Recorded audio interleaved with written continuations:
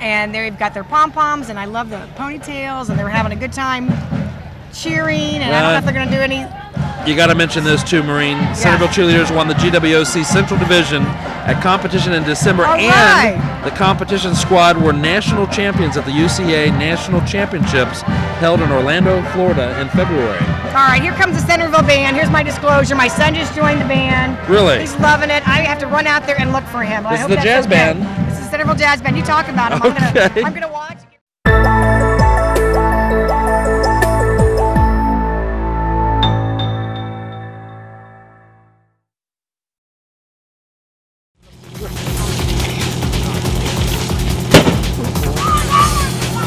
Her dad, I don't know what it was. Pirate. I didn't worry about the screen, I worried about the buttons.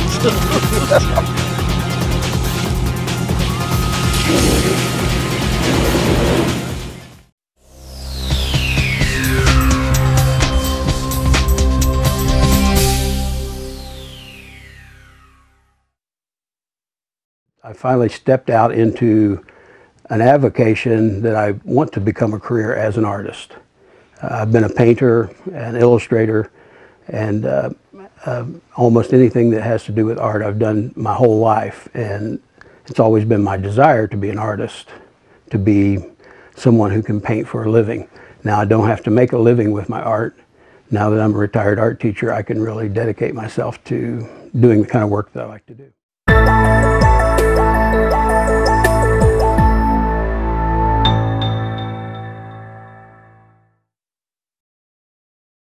Here's what's happening in July. The Centerville Arts Commission continues its summer concert series on Sunday, July 5th with the U.S. Air Force Systems Go Band. Enjoy the always entertaining The Menus on Sunday, July 12th.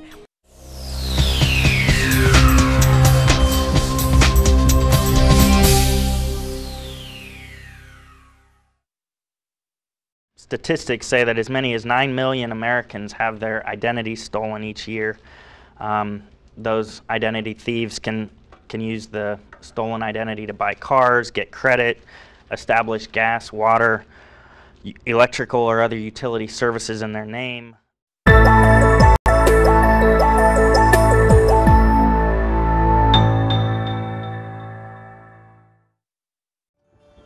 If I remember correctly, there used to be a guard post, and this would be the public would be stopped right here. The building over here, which is now the Mound Museum, was what we would call human resources today. Anybody that was applying for work at the Mound would do so at that building there.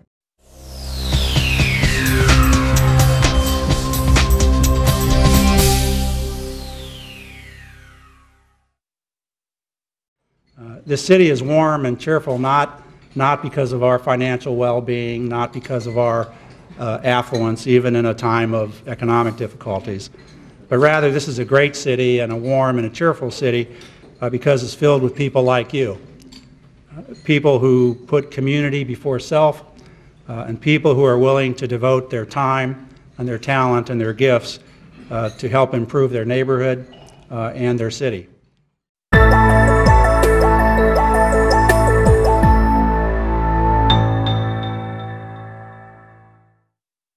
You want to sit on the edge of your seat, in the middle of your seat.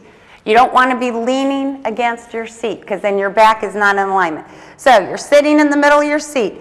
You cannot lean back. No one should be leaning back. Now, you want your feet directly under your knees. Legs shoulder width apart. So you don't want your legs way out here and you don't want them in like this. Shoulder width apart, feet under the knees, and shoulders back. Okay, so what we're going to do is we're going to do a couple shoulder rolls just like this. Sit up nice and straight.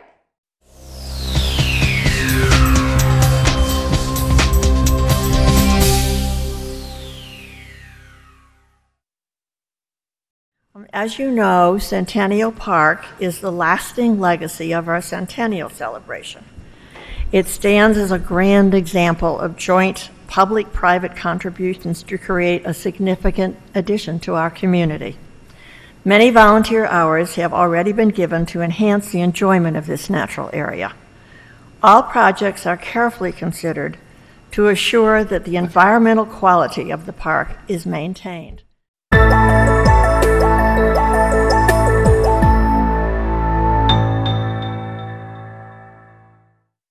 The event that we had is what Miami Valley Hospital goes around to the schools, and it's their Care Flight Prom program. And what we have is we have a tow company come in and bring us 2 vehicles that have been involved in crashes, and then we kind of fix them up a little bit too if they're not as bad as what we want. And again, we do our extrication. The officer in charge gets a hold of Care Flight, and we go through dispatch.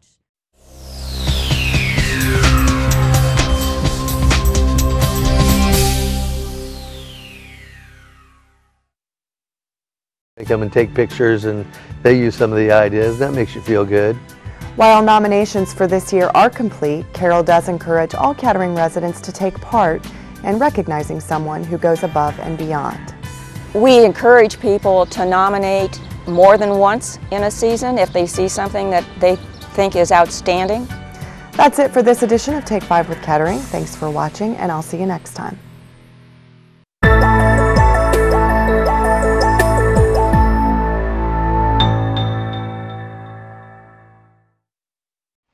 Hi everyone, and welcome to the July-August edition of Profile Moraine. I'm Dave Miller. And I'm Kendra Bryant. Today we'll visit a variety of interesting community programs and businesses here in Moraine. And Kendra, I drove over to South Community Inc. where I met Lee Dunham, and he'll explain all about the scope of services offered by that major Moraine business.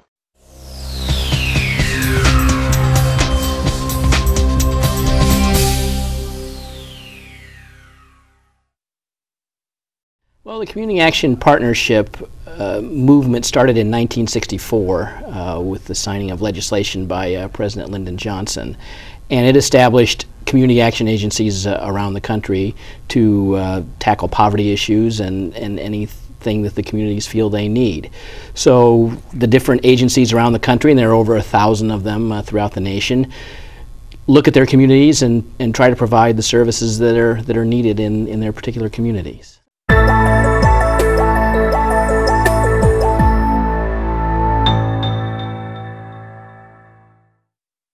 And the facility is going to be on a 17-acre tract. One of the reasons I've got this application in my hand is we've got a planning commission approval or request, public hearing coming up on the 20th. July 20th. Development, right? Yeah. So it's going to be about a 75,000 square foot building. Actually, 85. 85,000.